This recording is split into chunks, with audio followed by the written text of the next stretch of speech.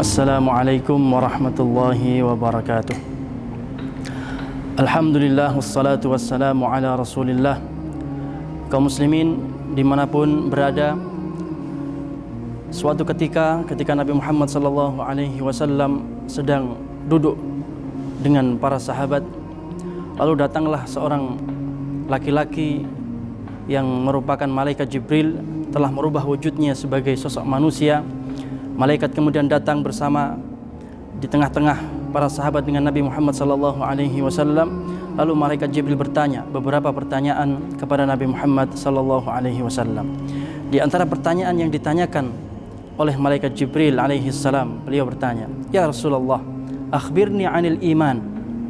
Faqala Rasulullah SAW, "Al-imanu an tu'mina billahi wa malaikatihi wa kutubihi wa rusulihi wal yaumil akhir wa tu'mina bil qadari khairihi wa syarrihi." Keimanan, kata Nabi Muhammad SAW, kalian beriman, percaya kepada Allah, malaikat, kitab-kitab Allah, pada para nabi, kemudian pada hari kiamat, dan beriman kepada takdir, baik takdir yang bersifat positif maupun takdir yang kita anggap sebagai sesuatu yang negatif. Nah, kaum muslimin rahimakumullah, dari rangkaian rukun iman yang 6 disampaikan oleh baginda Nabi SAW, mari kita uji apakah keimanan yang kokoh ke-6-6-nya ini sudah melekat ke dalam diri kita. Mari kita ambil satu contoh. Seorang beriman kepada hari kiamat.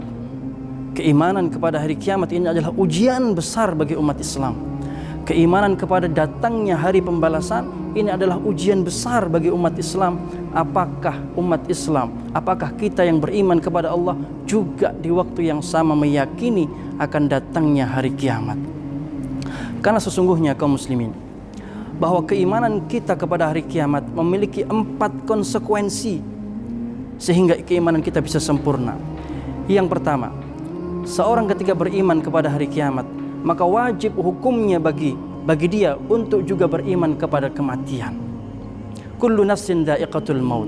Setiap jiwa pasti akan menemui ajal dan masanya telah habis. Keimanan kepada kematian mungkin mudah bagi kita, karena setiap saat, setiap waktu, bahkan mungkin dekat rumah kita, saudara kita, bahkan mungkin keluarga kita, ada yang meninggal dunia. Bahkan kita menyaksikan proses sakaratul maut.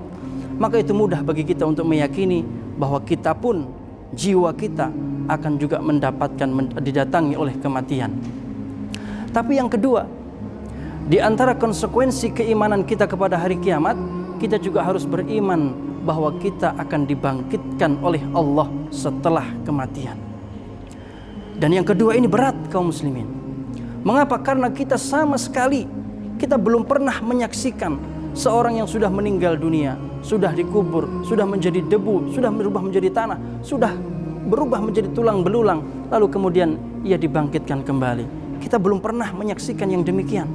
Maka keimanan ini keimanan yang sulit, keimanan yang berat, dan kita diuji oleh Allah apakah kita beriman atau tidak. Dan ternyata keyakinan bahwa kita akan dibangkitkan ini juga ujian besar. Di zaman Nabi Muhammad SAW, bagaimana kita melihat orang-orang kafir Quraisy tidak percaya dengan hal itu, karena itu tidak sesuai dengan logika dan nalar mereka. Bahkan dalam surat As-Saffat Allah menceritakan, "Ya Rasulullah, ya Nabi Muhammad," mereka bertanya kepada Rasulullah, "A idza mitna wa kunna turaban a inna lamab'utsun?" Ya Rasulullah, apakah kalau kita ini sudah meninggal, lalu kita sudah menjadi tanah, kita sudah menjadi tulang belulang, a inna lamab'utsun, mungkinkah kita akan dibangkitkan? Bahkan mereka juga bertanya, awa abaunal awwalun, lalu bagaimana dengan nenek moyang kami yang telah lalu? Sulit kaum muslimin untuk beriman bahwasanya setelah kematian kita akan dibangkitkan. Tapi karena itu adalah janji Allah, maka kita sebagai umat Islam wajib percaya, yakin tanpa ada sedikit pun keraguan. Yang ketiga, di antara konsekuensi keimanan kita kepada datangnya hari kiamat adalah bahwa setelah kita dibangkitkan akan ada yaumul hisab, hari di mana setiap amal perbuatan baik ataupun buruk akan ditanya, akan dimintai pertanggungjawaban oleh Allah Subhanahu wa taala. Hari di mana ketika itu tidak ada timbangan yang lebih adil dibandingkan timbangan Allah Subhanahu wa taala. Allah berfirman di dalam surat Al-Anbiya ayat ke-47 misalnya, A'udzubillahi minasyaitonir rajim. Wa nadha'ul mawazinal qista liyaumil qiyamah. Dan hari itu kami meletakkan timbangan di hari kiamat yang maha adil. Fala tudhlamu nafsun syai'a, kata Allah. Tidak ada seorang pun yang akan terzalimi. Lalu Allah menyampaikan, wa in kana mithqala habbatin min khardalin ataina biha wa kafa bina hasibin. Allah secara tegas menyampaikan, dan tidak akan ada seorang pun yang terzalimi walaupun dia melakukan perbuatan sebesar biji sawi, pasti kata Allah akan didatangkan. Subhanallah.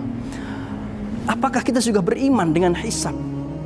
Kita tanya dalam diri kita masing-masing, apakah kita sudah yakin, seyakin-yakinnya 100% kita yakin dan percaya akan datangnya yaumul hisab, hari di mana amal perbuatan kita akan dihitung oleh Allah, bahkan akan ditampakkan oleh Allah sebagaimana firman-Nya dalam surat Az-Zalzalah, "Faman ya'mal mithqala dzarratin khairan yarah, wa man ya'mal mithqala dzarratin syarran yarah."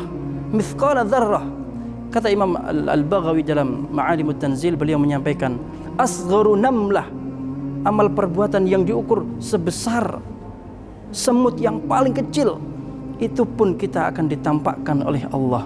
Apakah kita sudah yakin bahwa setiap perbuatan yang kita kerjakan, besar ataupun kecil, akan ditanya dan dimintai pertanggungjawabannya oleh Allah Subhanahu wa taala.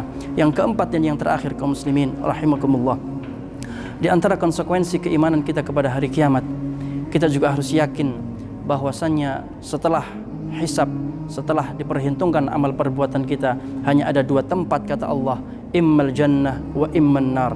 Apakah kita akan termasuk ahli syurga dan apakah kita termasuk ahli neraka? Mari kita jadikan momen bulan suci Ramadan ini sebagai momen untuk kita menguatkan keimanan dan keyakinan kita kepada Allah, juga kepada hari kiamat, agar kita dapat diselamatkan oleh Allah dari segala fitnah, baik yang terjadi di alam kubur maupun nanti ketika berhadapan dengan Allah Subhanahu wa taala. Barakallahu fikum. Wassalamualaikum warahmatullahi wabarakatuh.